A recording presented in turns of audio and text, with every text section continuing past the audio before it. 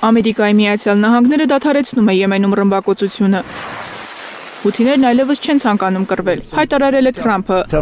Սպիտակ տանը Կանադայի վարչապետ Մարկ Քարնիի հետ ճեպացրույցի ժամանակ։ Անցած գիշեր լավ նորություն ունեցանք։ Հութիները մեզ հայտնեցին, որ այլևս չեն ցանկանում, նրանք պարզապես չեն ցանկանում կռվել, եւ մենք հարգելու ենք այդ որոշումը։ Կդադարեցնենք ռմբակոծությունները։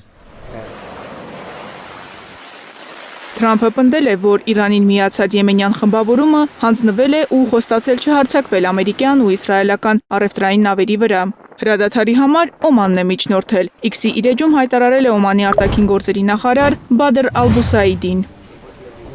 Ըստ համաձայնագրի ոչ Միացյալ Նահանգները, ոչ հութիները միմյանց չպետք է թիրախավորեն։ Միացյալ Նահանգների պետքարտուղար Մարկո Ռուբիոյի, Թրամփի, Օմանի արտաքին գործերի նախարարի հավաստմամբ հութիներն ամերիկյան նավերին չեն թիրախավորի Կարմիր ծովում եւ Բաբ ալ-Մանբայ նեղուցում, կապահովեն նավարկության ազատությունը եւ միջազգային առևտրային նավագնացության անխափան հոսքը։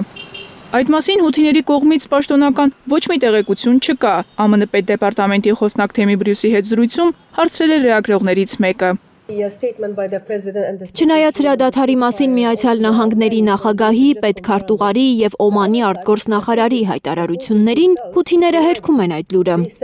Նրանք ասում են, թե չեն դադարեցնի նավերի վրա հարձակումը։ Ինչպես կբացատրեք։ Դե նրանք ահաբեկչական խմբավորում են։